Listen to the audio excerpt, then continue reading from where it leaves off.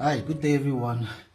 It's very hard for me to make this video because the elections are getting close and everybody's like all worked up. Naira no day town, everybody find Naira, and our corrupt people, hoarding the Naira and then giving it to POS so that people can go and collect it. This one we know that the government has actually given the money out, because if they are sending it through the POS to us, that means the money is there, but we don't know why they are hoarding it.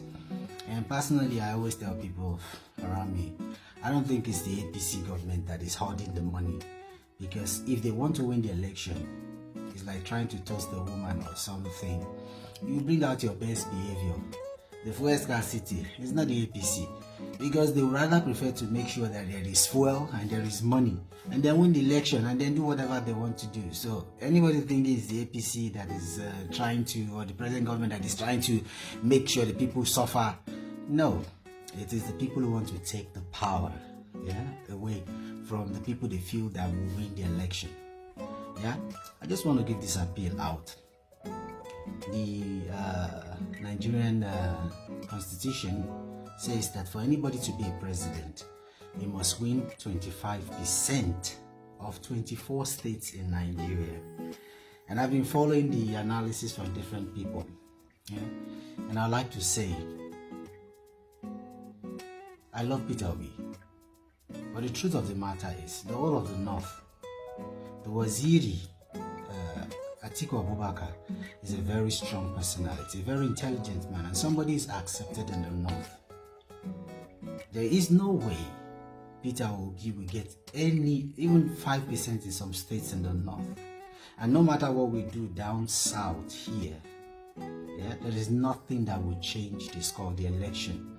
We might get a lot of votes down south and things, but when they count, you must get 25% of 24 states. So it's almost a dead on arrival thing.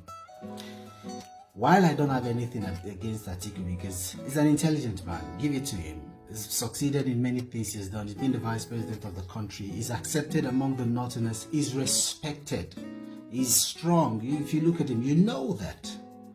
But I feel right now, since power has been in the North for the last 8 years, we should bring it down south a little bit.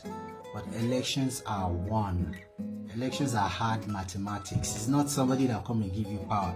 So if we play the game wrongly again, unfortunately, the power will still go back to the North, because it's a democracy. It's not about shouting and fighting. Let's look at all that has been going on, for example, where people are attacking the banks, attacking different things in the South here. Have we seen any of such in the North? They are coordinated. And when the elections, which is in a few days, when it comes, they will go out and win.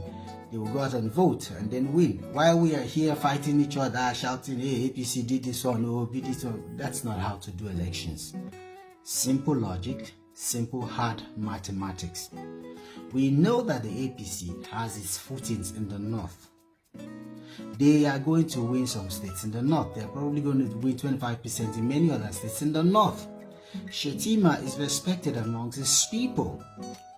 He's a Northerner, he's respected amongst. There's no politics in Nigeria. There's nobody that can win an election in Nigeria without palling with the North. The North has the largest number of voters. While we know how to make noise here, they know how to play politics. So as the elections go on, people have come and said, Tinubu did this, he did that, he did this, he did that. Unfortunately, for all of us right now, that is the only platform to bring the power to the South. The restructuring that we want, he will do it. He's sick, he's whatever.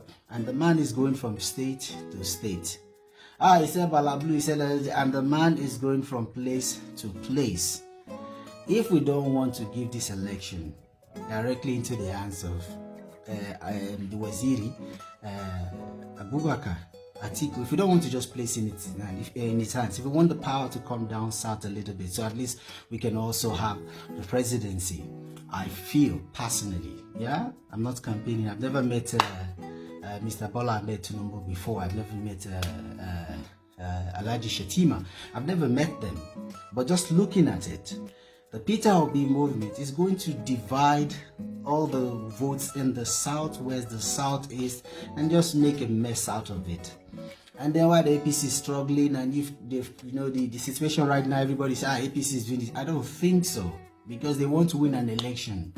So all the things we're seeing, the hoarding of the naira, the everything, they made a mistake on trying to change the color of the naira, trying to get monies out of the hands of people who have stolen them, so that at least in the elections will not be manipulated with too much money in the system. But it's failed because a lot of people are hoarding it. Please and please, I want to beg my Igbo brothers, and I want to beg my Yoruba brothers, and I want to beg my South brothers. Let us unite. Let us bring the power to the South. Yeah? If we unite, even if we count all the votes, we will not get 24 states. So we need a party who has this footing also in the North, so that we can gather these 24 states numbers together. I would propose that after we do that, we also need to do something.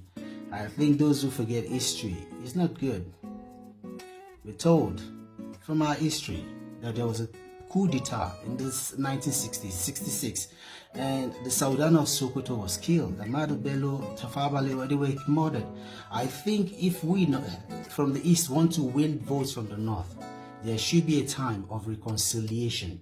The Nigerian state attacked the Biafra state also. Yeah, I think there should be a national reconciliation, and after then I feel we can start going to the North to campaign. Campaigning is not just about going, dancing, get people to dance for you, and when the elections come out, you don't even have up to 50,000 in some states. Look at what happened in the governorship elections, for example, Osun State.